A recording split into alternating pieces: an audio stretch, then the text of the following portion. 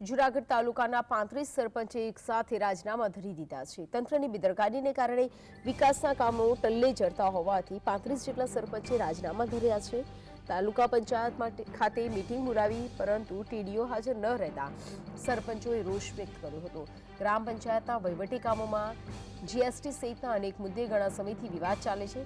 સરપંચ યુનિયનનું કહેવું છે કે ગૌચરની જમીન ખાલી કરાવવા દબાણ કરવામાં આવે છે, પરંતુ હદ નિશાન ન હોવાથી મુશ્કેલી થઈ રહી છે। વહીવટી પ્રક્રિયા સરળને બદલે કઠિન હોવાથી કામો ટલ્લે ચડતા 35 જેટલા સરપંચોએ જૂનાગઢ તાલુકા પંચાયતના કારોબારી અધ્યક્ષને રાજીનામા આપ્યા છે।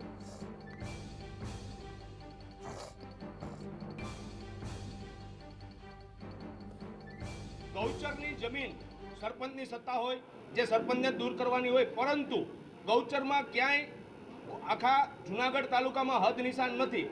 જેના માટે અમારી માગણી છે કે પહેલા બધા ડીએલઆરમાં માપણી જૂનાગઢ તાલુકા પંચાયત કરાવી અને સરપંચોને ડીએલઆરમાં માપણી કરાવી અને ખાંભા નાખી અને પછી અમને કહે, જેથી અમે બધા સરપંચો મળી અને જે ગામમાં ગૌચરનું દબાણ હશે તે દૂર કરવા તૈયાર છીએ।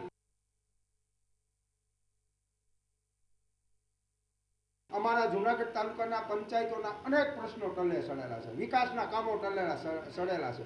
એક પણ ગામમાં આજે છેલ્લા 2 વર્ષથી કામ થયેલ નથી। એજન્સી કોઈ એકલું કરવામાં આવતી, એજન્સી કોઈ નક્કી કરવામાં આવી। સરકાર અઢળક ગ્રાન્ટ આપે છે, અઢળક ગામડાઓનો વિકાસ કરવા માગે છે। તંત્રની બેદરકારી, બેજવાબદારીને કારણે આ ગામડા જૂનાગઢ તાલુકાના એક પણ ગામડાનો વિકાસ થઈ શકતો નથી, થતો નથી। એટલે માટે તમામ સરપંચો આજે અમે નક્કી કરી છે, જૂનાગઢ તાલુકાના તમામ સરપંચો સામૂહિક રાજીનામું આપી દઈ અને કલેક્ટર સાહેબને નમ્ર અરજ કરી છે કે જૂનાગઢ તાલુકાના વિકાસ માટે અંગત ધ્યાન અને રસ લઈ અને વેગવંતો બનાવવા એવી અમારી જૂનાગઢ તાલુકા સરપંચ યુનિયનની નમ્ર અરજ છે।